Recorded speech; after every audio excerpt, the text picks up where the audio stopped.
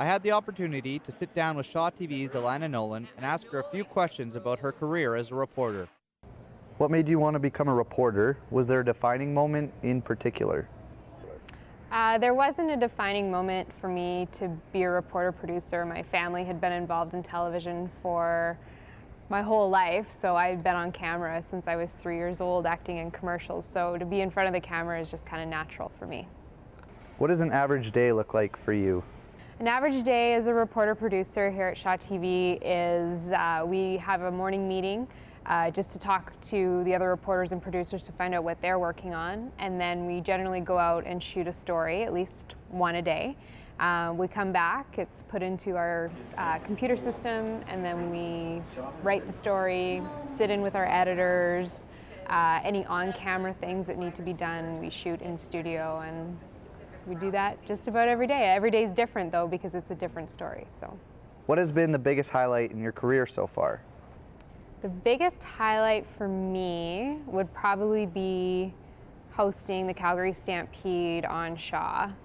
Rodeo's been sort of a love of mine for a long time, and I'd been to the Stampede for 10 years working different jobs, and I finally got to host it one year, and that was a dream come true. What has been the biggest highlight in your career so far? Probably the flood 2013 has been the biggest story that I reported on. It was a really interesting opportunity for us as reporters and cameramen to kind of go out right in the trenches and report up-to-date, live things that were happening in Calgary and surrounding area in a crisis that, had this whole city kind of crippled.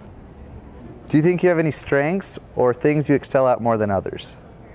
I think I have a general knowledge of sports that not a lot of people have. I've been in sports for over 15 years, so I see things in football games and I see things in hockey games that I don't think other people necessarily see.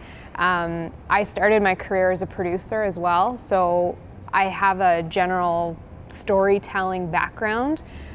More than an on-camera presence, I think. So that's sort of an advantage that I've learned to use. Who has been your biggest influence? My biggest influence was probably my uncle. He was a cinematographer for a number of years in Edmonton based out of, but he worked around the world.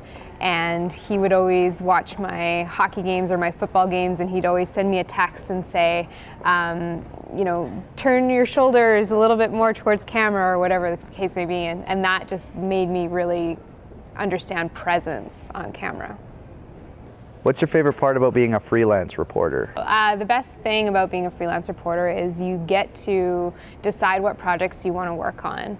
And for somebody like me who likes to work on a wide range of, from sports to lifestyle to health to food to cooking, whatever the case may be, it's a really diverse, dynamic career path.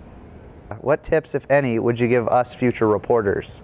I would say to future reporters, don't let anybody who naysays you, don't listen to them. What you want to do, if this is what you want to do and you have the drive to do it, then do it and don't give up. Thank you for your time, Alanna.